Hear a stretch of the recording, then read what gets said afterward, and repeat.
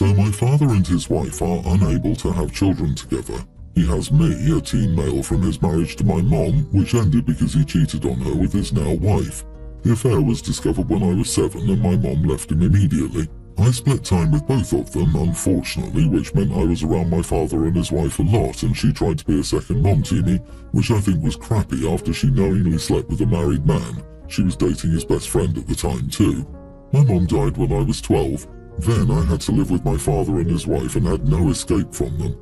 They tried to make me forgive them and let go of what happened, and they did a bunch of therapy with me, but I always told him I would stop speaking to him when I turned 18.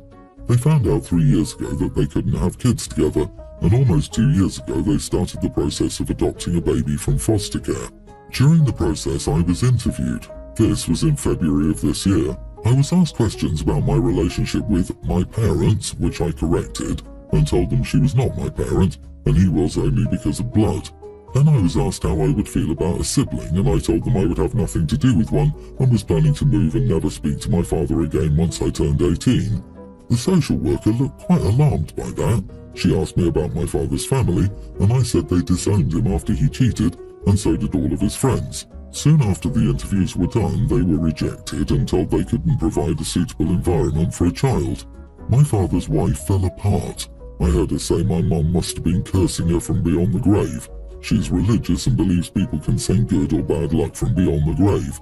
She's still not over the news, and a few weeks ago my father told me I should take pity on her and at least be friendly to her. I asked why I'd do that, and he said her dream of motherhood was over. I told him I didn't care. He asked me if I had something to do with that. I shrugged. He then went off on me, saying it was cruel to punish them this long. He said they could have given a child so much love, and it was wrong to say things that got in the way. She sobbed for a week when he told her. Am I the idiot? Not the idiot. You were asked questions and you answered them honestly. As long as there were no lies, then you did nothing wrong. It amazes me the number of people that break up a home, move in, marry an affair partner, and they are all shocked Pikachu face that their kids aren't happy about it and resent the parent for it. Curious, what religion supports a belief in ghosts and sleeping with married people? I said the same. I was 25 at the time about my parents and they were still able to adopt.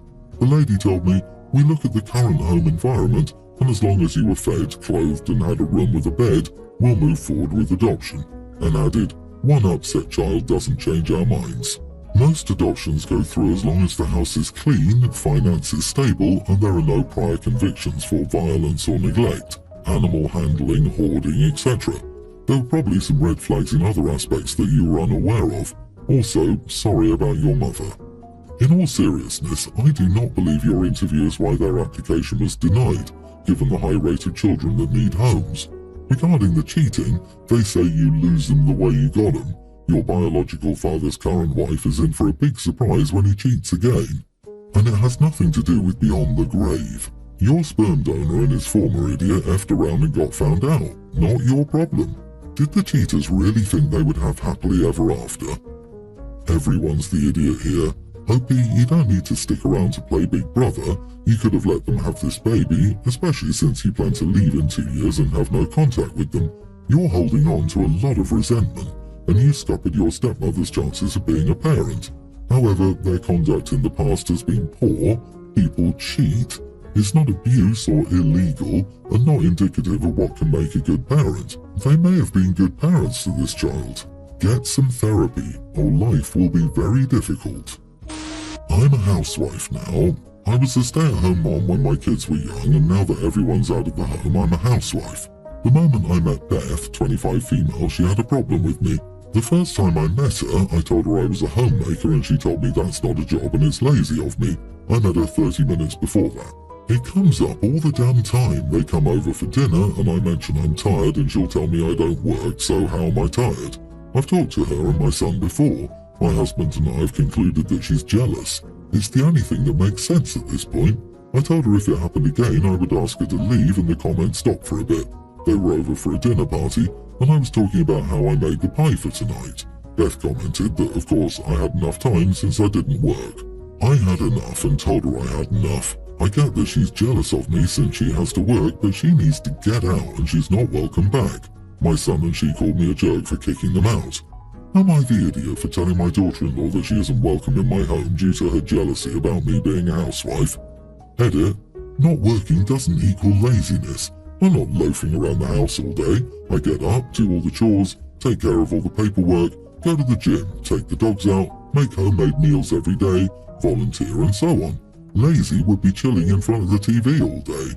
I get wanting to have your career and not rely on a partner, but it's really weird for her to keep pushing her opinions on you like this. Not the idiot, obviously, but stories like this fascinate me as I can't fathom having the cheek to keep doing something like this, especially with my mother-in-law. OP, why didn't you put the gobby cow in her place the first time she said it? Gobby cow is the best insult I've heard in a long time. In all seriousness, this is an issue your son needs to address with his wife. It's childish and immature and he should be the one to deal with her attitude. You do not have to put up with being insulted or treated poorly, especially in your own home. Being a stay-at-home mom or dad is a hard job. Housewife, on the other hand? I'm sorry, but no. Just no. It's none of daughter-in-law's business and she should keep her mouth shut. But being a housewife or house husband is so much easier than a career job. It's not even funny. Furlough during the global issue was a dream. Started at 9 AM and was done before 11, including most of the prep for dinner. I give my left nut to go back to being a house husband instead of the breadwinner. My husband, 35, and I, 30 female, are married with 2 amazing toddler sons. He's an amazing husband and father, we're equally involved in childcare, and he's more the primary caregiver than I am, until recently at least. 9 months ago our lives were turned upside down when his ex contacted him and told him he had a tween daughter. He was absolutely devastated to find out that he had a daughter he'd never known about. Like it crushed him. He and his ex had a very toxic relationship and a really rough breakup, and until recently, he told her daughter and her family and friends that my husband had abandoned her upon learning she was pregnant. Being a father is the thing he values most and is something he'd always deeply wanted. And there's no scenario where he would have done that, and he's livid. His daughter is also furious with her mom, and for good reason. Since then, we've gotten very involved in her life. At first, it started with visits after the paternity test, phone calls, then her staying a few weekends until my husband officially asked for custody and his ex gave us 50-50. It was finalized a month ago. I think honestly she'd give us more if she could. I'm pretty sure she reached out to us because her mom passed away and her dad had dementia and she needed someone to raise her daughter since, from the sounds of it, her parents were just doing it. My stepdaughter is an incredibly sweet and lovely girl who is amazing with her little brothers. Still, she is very emotional, needy and struggling at school, which is incredibly understandable. My husband is going above and beyond to try and take care of her in every possible way.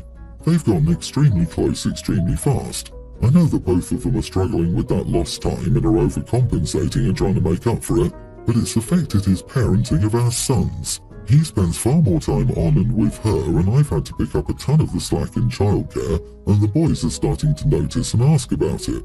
When it's our weeks, they spend a ton of time with just the 2 of them going out and doing things. Our eldest son cried last time because he felt excluded, and my husband did feel bad and promised we'd do more as a whole family. But even on the weeks when we don't have her, he will drop everything to FaceTime her. I'm trying to be understanding, but it's been a lot. And last night, when he went to FaceTime her and asked me to do bedtime instead, I told him he couldn't just neglect our sons because he has a long-lost daughter. He blew up at me, telling me I wasn't being fair and it's not like it's going to be like this forever, but right now, he needs to show he's there for her, and I need to just cut him some slack. He basically never gets angry and has since apologized for yelling, but not for what he said, and has been pretty cold. I do feel pretty bad for telling him he was neglecting the boys, since I know he feels a ton of guilt for not being there for her, even though it's not his fault, and I think that's likely where the blow-up came from. I just can't decide if I'm being an idiot for being irritated at him. So, am I the idiot? I think this is a tough situation. He can't make up for those years. They aren't even years where he was inattentive. He literally didn't even know she existed. That's pretty serious. The ex is definitely the idiot in this situation. He and his daughter need to get to know each other. He should FaceTime her when she's at her mom's. They should be doing activities together, just the 2 of them. That said, he shouldn't be neglecting his sons or having them take the back seat. They also should get to know their sister. So there should be family time and family outings when she's there, and when she's not, he needs to give the son special time too, together and or separately, to make sure they know they aren't getting replaced. It's a rough situation that just requires patience, finesse, and lots of love. Yeah, but he is trying to make up for lost time, and unfortunately, because he's been very involved with his daughter, they will notice the change, and they will remember that Daddy stopped paying attention to them when a new sister showed up. Unfortunately, he had to play his cards right to be fair to all his kids. Not the idiot. OP, tell your husband it was your kids who complained. You're simply letting him know of the problem. He's setting himself up to have a messed up relationship with all 3 kids. The boys will continue to feel abandoned and neglected by their sudden sister and grow resentful. If he responds by trying to back up on the sister and refocus on the boys, the girl will feel abandoned as she's no longer getting the attention she's been used to since Dad became a part of her life, leading to resentment. Your husband is going to destroy all of his relationships. There is so much to navigate here. I, 28 female, am getting married in a few months, and I'm having a fairly formal indoor wedding ceremony and reception. My friend, Lisa, 26 female, has a dog named Max that she adores. Max is a lovable but highly energetic German Shepherd. Recently, Lisa asked me if she could bring Max to my wedding. She argued that he was part of her family and she couldn't imagine leaving him alone all day. She wants him to be a part of our special day. I love Max and understand her attachment, but I was hesitant. I explained that our venue doesn't allow pets and it's a formal event. We have a lot of guests who might not be comfortable around dogs, and I don't want any potential disruptions during the ceremony or reception. Lisa got upset and accused me of being inconsiderate. She said she'd keep Max on a leash and ensure he doesn't bother anyone. I insisted that we follow the venue's rules, but Lisa won't drop it. Now she's threatening not to attend the wedding because Max can't be there. Am I the idiot for telling my friend she can't bring a dog to my wedding, even though it means she might not attend? Good grief, not the idiot. If she doesn't attend, she doesn't attend. That's on her. This is a completely inappropriate request. Max is a pet, not a service animal. She must make arrangements by leaving him with a friend, family member, or boarding facility. Give her a gift card for a local therapist. Lisa needs help. Does Mr. Wiggles get a seat at the table for the reception? Who sits on Mr. Wiggles's other side? I hope they have a good conversation with him. Jumping Jesus on a pogo stick, what the heck has gotten into people? Who the heck brings a dog to a wedding? Boy, if she's incapable of being away from him for a day, she needs to get mental health help. That is an entirely unreasonable request. I have never heard of a guest bringing a dog to a wedding, especially a formal indoor ceremony. There are lots of members of her family. Should all of them be included? My sister is my best friend and I'm very close to her, but that doesn't mean I get to bring her to everything, LOL. If she doesn't go to your wedding, that's on her. My sister Jane is a single mother to her autistic son James. James was having a hard time at his school. His school district is severely underfunded and they do not give a crap. The schools where I live are pretty nice, and my neighbours who have kids said they have a lot of great programs for kids like him. Since I had extra room, I decided to offer to let Jane and James move in with me so he could go to school here. Since he started, he's been doing great here. The teachers and aides are much more engaged than at his old school. They've been helping him work through some of his behaviours as well. My other sister Leah is being weird about it though. The school that James attends has better teachers and aides and has a lot of other activities and resources, and in general is just a lot nicer. Leah and her family live in the same town that Jane and James used to live in, so her kids go to the underfunded school. Now she wants to send her kids to school here too. However, they're not taking any out-of-town students. So Leah wants to use my address to send her kids to school here. From what I've seen online, it looks like it can be considered fraud to do that. It's a fairly tight-knit community. People would figure out what we were doing and that they don't live here.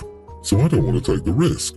Besides, Leah's kids aren't having trouble in school. Their school may not be the best, but they're doing okay. Still, Leah thinks it's unfair I won't help her kids get out of the crappy school by using my address when I've let Jane and James move in so that he can go to school here.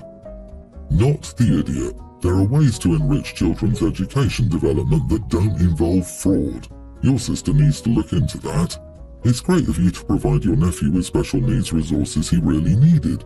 You've shown kindness and support within your means. and it's okay to set boundaries to ensure the well-being of all involved. Jane and James moved in with you so he can legitimately attend school in your district. No fraud involved. Is it fair of Leah to pressure you to commit fraud, aka helping out, so you have to lie and cheat to be fair to her kids? This is a false equivalency. Leah can get better school for her kids like Jane did. Move into the district. It's fraud, and the last thing you want is to be held liable for your sister doing something shady. I highly suggest that if your sister is talking to you by phone over this, you text her your refusal to allow her to do this, and you keep a copy of that on the cloud so that you have proof that you said no to her suggestion. I'm telling you this because, as much as I know you might not want to think this, your sister sounds like the type who would go ahead and use your address anyway. She sounds like the type who would falsify a utility bill or whatever to show residency there.